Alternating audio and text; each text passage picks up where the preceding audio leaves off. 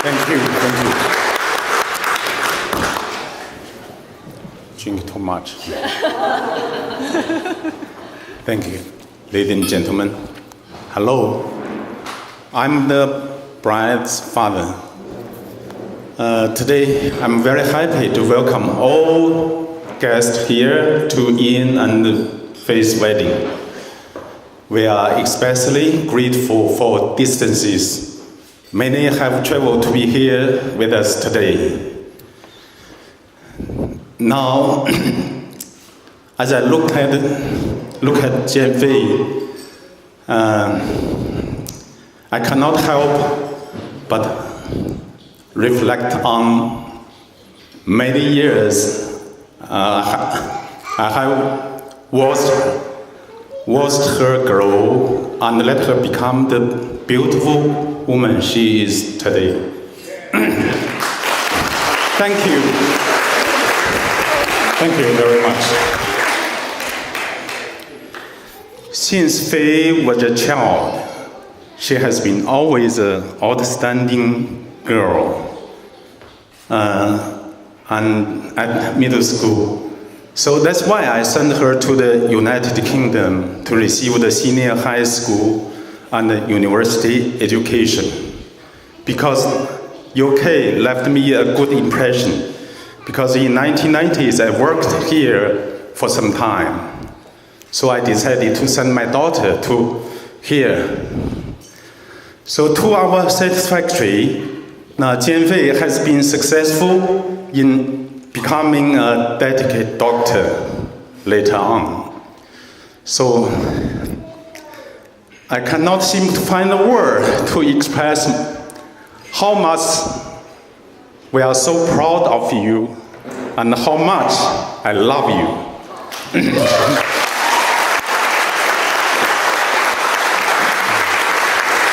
Thank you. Thank you so much. Now, this is the moment I have been waiting for more than 30 years. Since Jian Fei has known Ian, a young, handsome boy, tall man.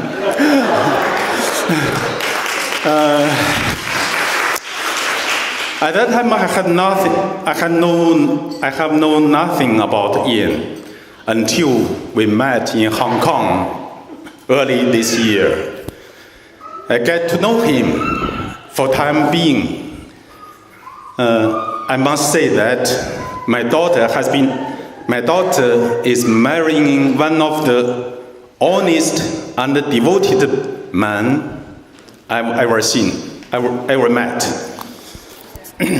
So look at them, such a lovely couple. Thank you. So Ian, I'm 100% confident that you as a mature grown man will take care of my daughter. Since the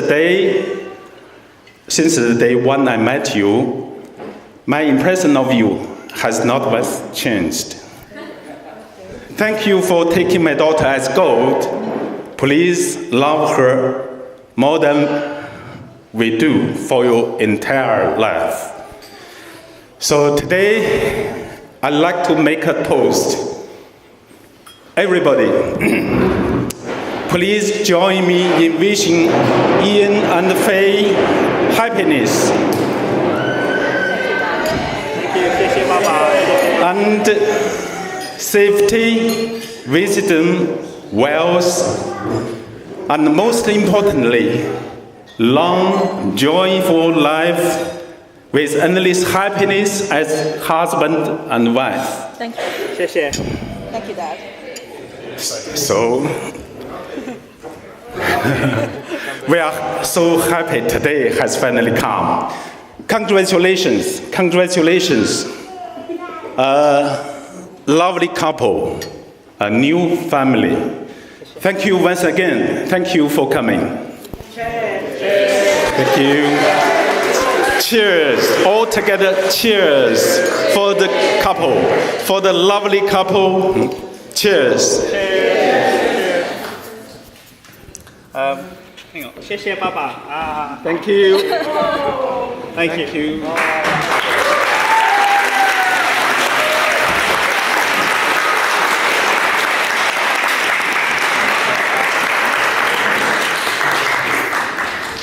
Testing, 1, 2, 3. Okay, I think it's my turn. So I haven't actually properly written a speech, but I have some crib notes here. But here goes. So ladies and gentlemen, last time I stood here and gave a speech, I had to introduce myself.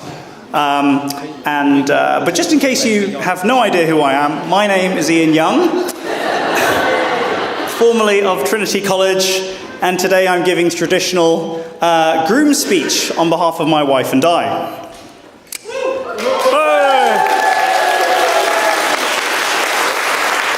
Firstly, on behalf of Mrs. Young and I would like to thank everyone. I'd like to thank everyone for coming to our special occasion today. We are very grateful for all the time and effort that you've all spent coming here today, and thank you very much. Locally, we have had guests coming over from Scotland. We have had people coming in from Merseyside, Peterborough, Wales, you know where you are, our Welsh colleagues. We've had people coming from the South Coast, the home counties, and so on and so forth, in the Midlands. Hey! Up north, no comment, sorry, bad jokes. Internationally, we've had guests coming from the USA, from Hong Kong, Malaysia, Spain, China, Canada, I thought. Canada, and so on and so forth. Anyway, the main thing I wanted to say is, like me, I'm sure everyone has noticed today how stunning my wife, Faye, Eva, and her bridesmaids look today.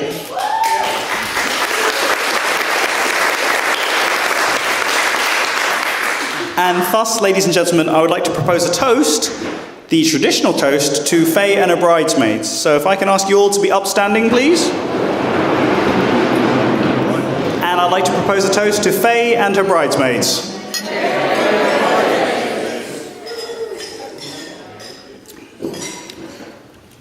Thank you. Now, a great day like this always takes many months of careful planning and hard work, with contributions great and small from family and friends. On behalf of everyone here, I would like to say thank you to many people. You know who you are. A especially big thank you to our fantastic wedding planner, Emma Joy, who has hidden and has become shy, but that's okay. We've also a big thank you to our great photographer, Matt Harris, who is hiding in the corner. And also to our great videographer, Chris and Ben. Thank you very much for all your hard work. And a great thank you in general to Louise Turner and this team here at Trinity for all their hard work. Thank you, thank you. Now, I would like to take this opportunity to deliver some overdue thank yous. And I think the first one is to my mother.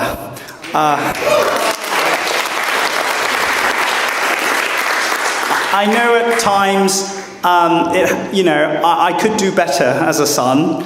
Oh, Mike, I have friends from school who remember. Oh, I know who you are. I know where you live, Mike Watson. I know as a son that there are times when I could do better, but I just want to say I love you, Mum, and I will try harder. And thank you, Mum, for coming.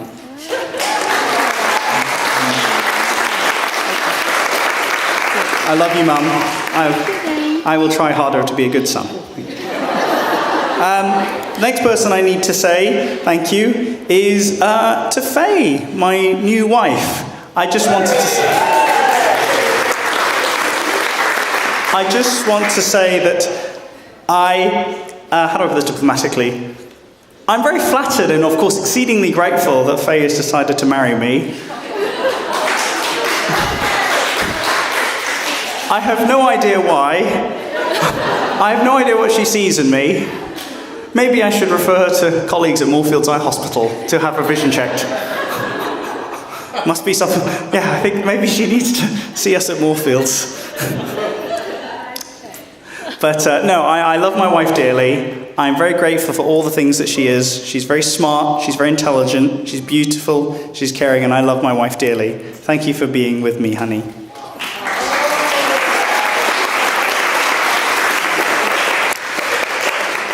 Now, the last time I gave a speech like this, I recall that I was supposed to pass some sage marriage advice. And the last time I gave this speech, whose wedding will remain, well, you know who you are, no comment. The last time I had to give this speech, I famously said, oh, well, I have none. I have no marriage advice to give. But I reckon that if I could go back in time, or go back in the future, find my future self and bring him here to give advice to myself now, I imagine the marriage advice I'd probably be giving myself would go something like this. If you work from the first principles in business, in retail especially, that the customer is always right, I imagine if I followed the adage that the wife is always right, I imagine I'll probably go far.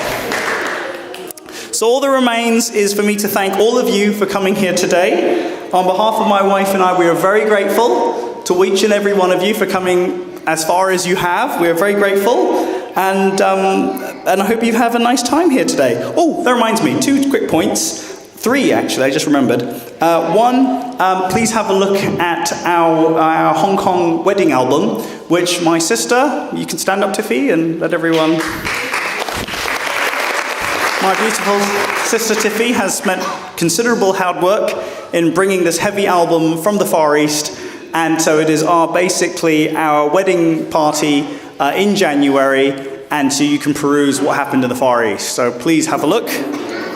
Secondly, we would like to, Faye's Hard Work has found a wedding guest book, which is that white thing sitting next to the cake. And so please try and write something nice or nasty if you want. Constructive criticism, always good. 360 feedback, I know from my bosses. 360 feedback is fine. Please write something nice or constructive, if you wish, in yonder book. And we will read it when we get home. And the third thing to note is that the cake. We have enough cake here to feed 180 people. Now, from memory, there are only 99 of you, including 10 children. So theoretically, you need to eat 2-for-1 ratio. You know, each of you have to eat 2 people's worth of cake. The bottom layer is banana, next one is Victoria sponge, then lemon, then coconut and lime. I think there will be boxes later on, so please chop off your own piece of cake and take it home and scoff it. Otherwise, I will get fat and Faye will kill me. So finally, may I ask you all, ladies and gentlemen, to all be upstanding and join me in a toast, in proposing a toast to all of us. Thank you for coming here. Thank you for coming here. Thank you. Thank you. Now my role, sorry, I think we should clap now. Clap, clap, clap, clap. Now my role is to hand over to the one speech that I have a degree of trepidation and almost fear, and it's traditional best man speech. I have no idea what material it is, but I'm sure it is completely libelous and is referring to someone completely unbeknownst to me. So I hand this to my co-best man, Al. Thank you very much.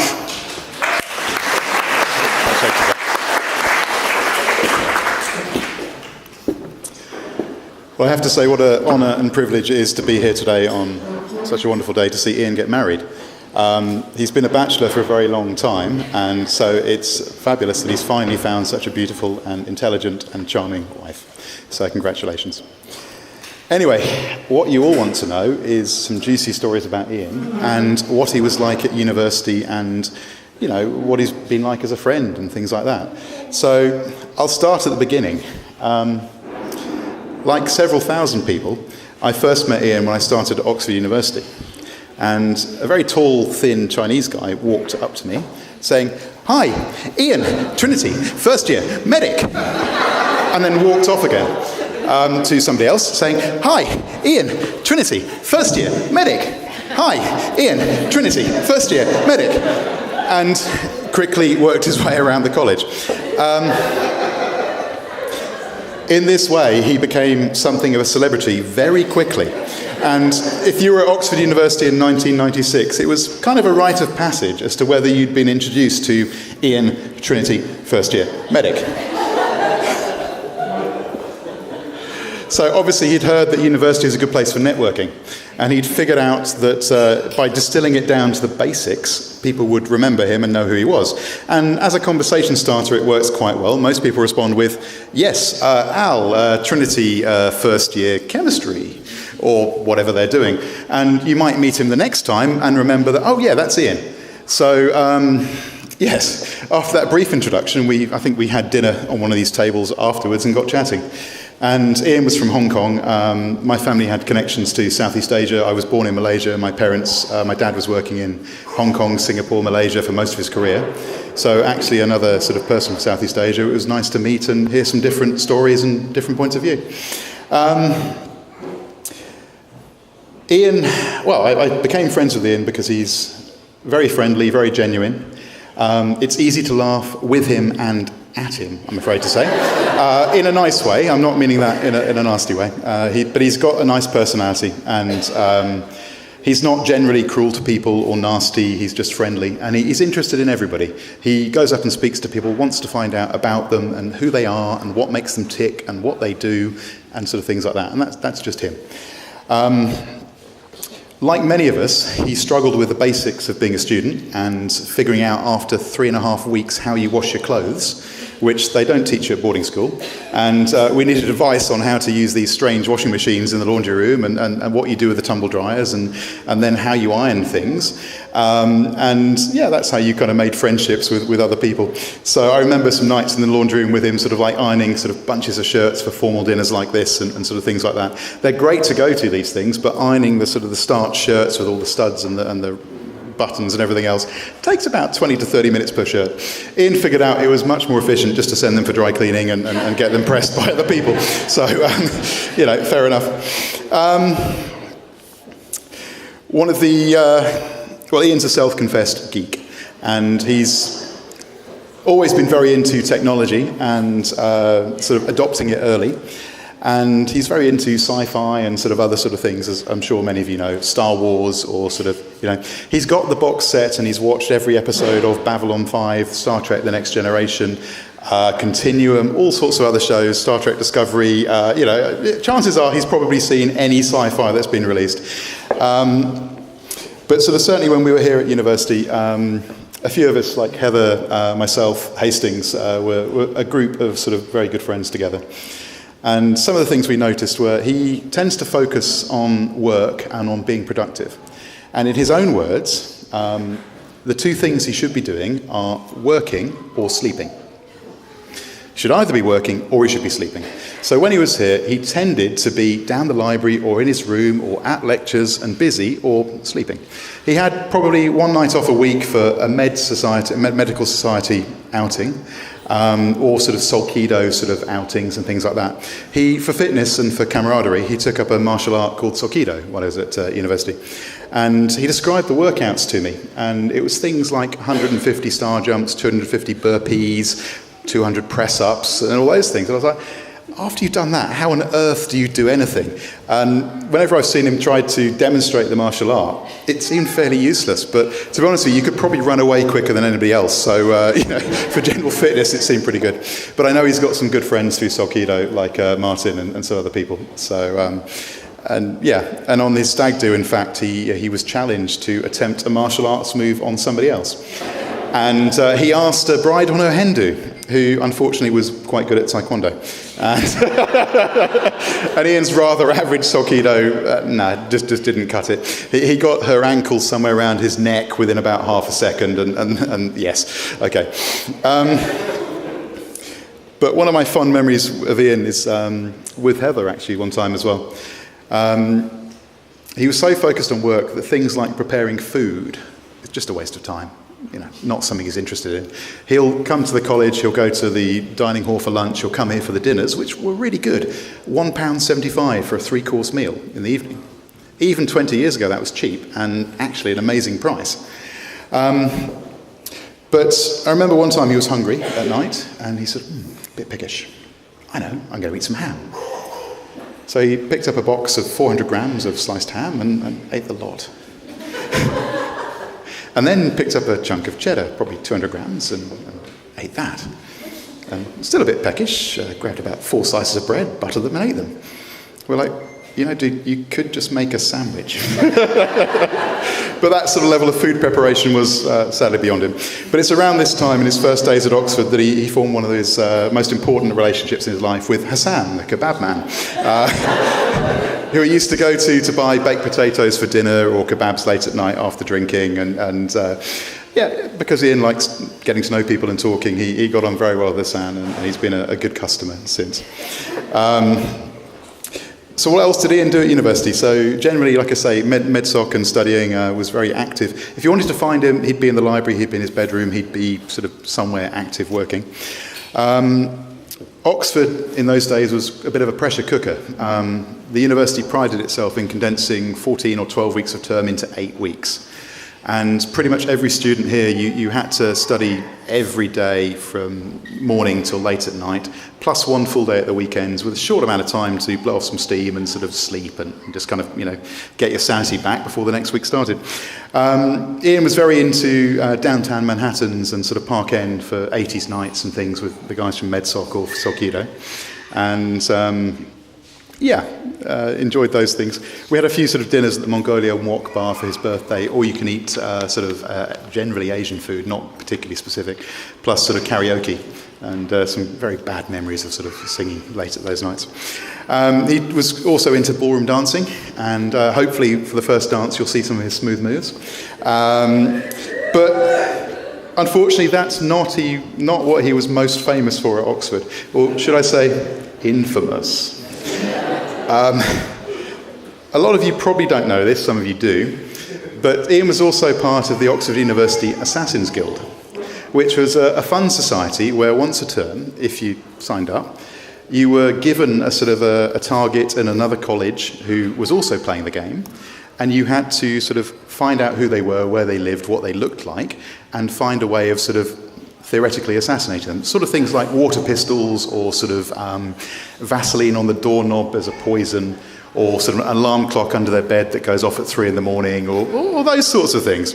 And this is something that led to one of Ian's, I say, most famous moments. It was during an Assassin's Week. He'd sort of was staying in the college flats up at Staverton Road, which is about 20 minutes walk north up that way. And he had to pop down to the laundry room to change things over at sort of about 10 o'clock, 11 o'clock at night. And because it was an Assassin's Week, someone could be after him. So he sort of, he took his sort of BB guns with him, a Glock and a Heckler & Koch MP5K that he'd bought in Hong Kong, and looked very realistic. But he also went a step further, and he had a big black trench coat and a balaclava on, so he didn't get noticed. And someone else was coming back to the block after a night in the pub, and saw somebody sort of coming out of the laundry room afterwards, who then obviously saw someone coming down the path and jumped behind the bushes. So they saw a guy in a trench coat with a balaclava and a couple of firearms jump behind a bush. And on getting into the building, they called the police. So the police sat outside for most of the night, and then in the morning started a top-down search of the building, knocking on doors, going room to room, looking. Unfortunately, there were 2 floors above Ian and my flat, and so they'd already woken up most of the building by the time they got downstairs. And on entering our flat, they bang, bang, bang, bang, bang, hammering on the door. One of the other guys opened it. They went in, and then there were shouts of, it's here, this is the room, this is the room. And sort of 4 or 5 guys came in, and they told him, don't move. He's got a couple of guns pointing at him, don't move. And they carefully tug the duvet off him. There's the Glock BB gun lying on the desk, and I think the Heckler & Koch BB gun lying on the floor. And anyway, he got taken down the station to help the police with their inquiries. And one of the chilling things they said is, had they seen him walking down the street with the Heckler & Koch gun, the same gun they use, it was so realistic, they'd have shot him on sight without warning. which was rather chilling and rather scary. So after that, I think he got rid of them.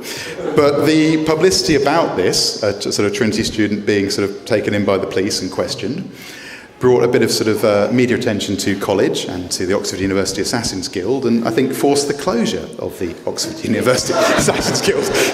And college weren't very happy about it, but thankfully no charges were pressed, and Ian was sort of released and told to not be so stupid in the future. And all's well that ends well. But certainly he made 2 or 3 national newspapers, all the local papers, and if you search hard enough, you can probably still find remnants on the Daily Telegraph or the Daily Mail websites. So yes, please feel free to ask him about that.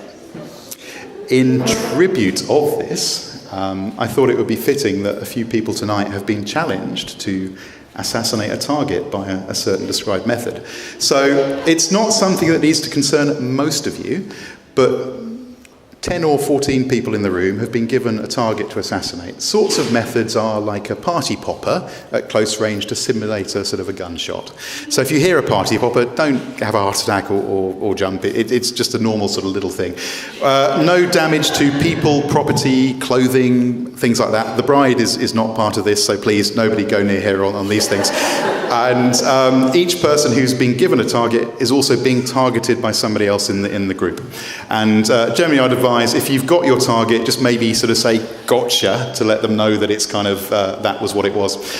We've got a few sort of poisoners out there. We've got sort of a few sort of knifing sort of things, a few gunshots, that sort of stuff, just to give you a flavour of the random sort of chaos that went on. I remember when we were doing it, I walked out of lectures one day and sort of got squirted with a super soaker just on exiting the lecture hall. I remember sort of I had to obviously find out where my target was staying, who he was, try and find a picture. And then I was a devious sort of person, so I was the sort of person who'd put an alarm clock onto your bed to sort of go off at sort of 4 in the morning or 5:30 in the morning or things like that. And I tended to focus on sort of more targeted assassinations. So if I was going to take out Ian, I'd probably use something like a remote control bomb.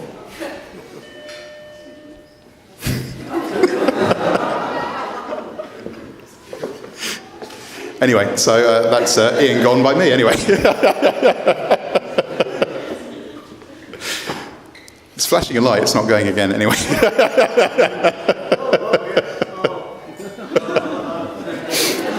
Anyway, so what else can I tell you about Ian? We pushed him outside his comfort zone occasionally. He came to Norfolk and joined some of us for a sailing holiday one year. And our good friend Hastings was sort of skippering the yacht, and he was affectionately referred to as Crewman Young, because he didn't really want to steer. He was quite happy being given jobs to do, and relaxing through work, watching the scenery and the ducks go by sort of slowly at about sort of 3 or 4 miles an hour. And I think the funniest thing I've ever seen on a boat was at the end of the week, when we were tidying the boats to get off them and leave them. And Ian spent a fair amount of time, about 5-10 minutes, sort of tidying the ropes on the front and coiling them very neatly and very nicely. And as soon as he finished, he stepped back to admire his work straight off the side of the boat and into sort of waist-deep water and about 4 foot of mud and duck poo and sort of things like that. And we had to fish him off and get him in the showers. But yeah, it was funny. More recently, what have we got? I say the problem was not keeping the speed, well, not filling 10 minutes, it was keeping it to 10-ish minutes. Yeah, back in the day at university, he was into technology, he was very into email, as I'm sure most of you know. And he started the humour list, where he sort of basically sent out all the sort of the jokes he got sent and forwarded them to 50, 60 other people. And if you want to know more, just ask him about Thunder the Wonder Horse and sort of other sort of select sort of stories. What else? So,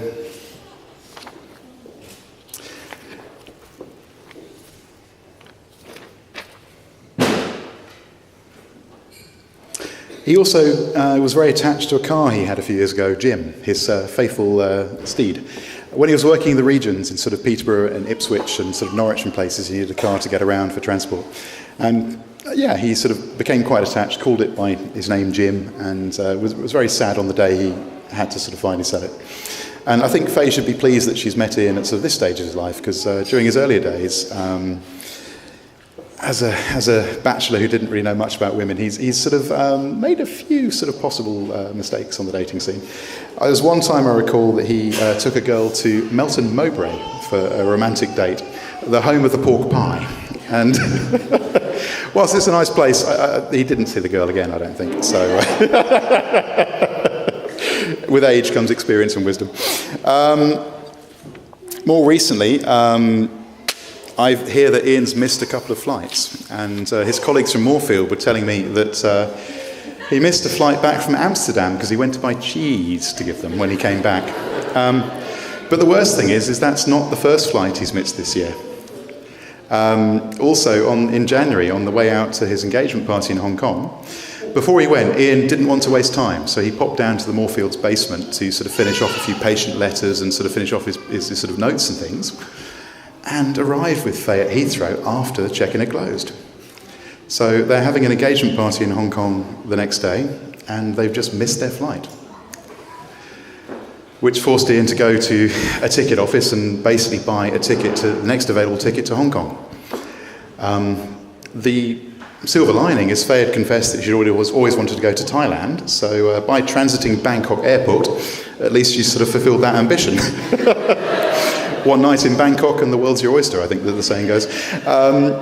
But anyway, that was bad enough, but when they then went to go from Hong Kong on to the rest of their trip, to Dalian and then to Beijing and then back to London, they found out that because they missed the first leg, the rest of their booking was gone, was worthless, had been cancelled. So then also had to book extra tickets onto Dalian, Beijing and Hong Kong.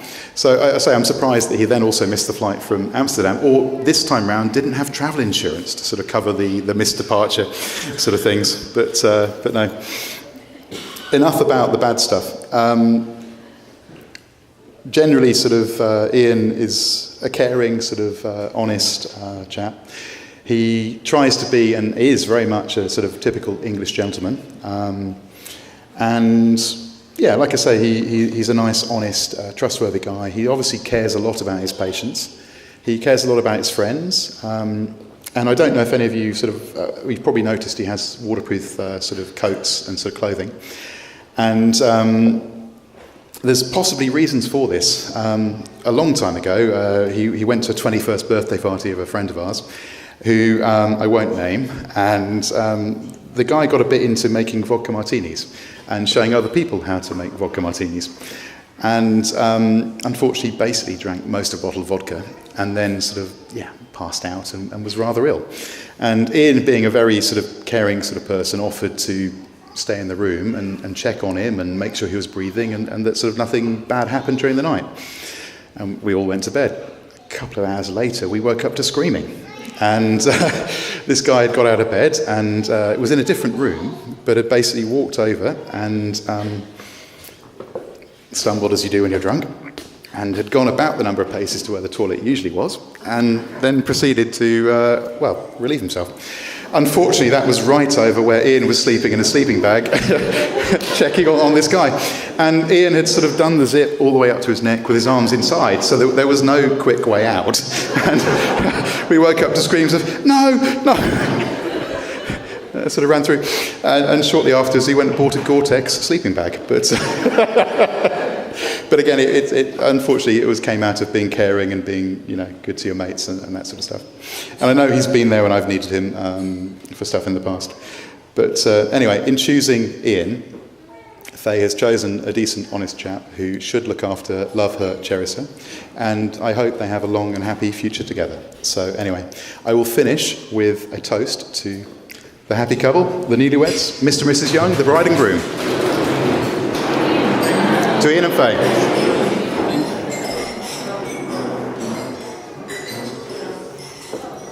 Thank you, Al.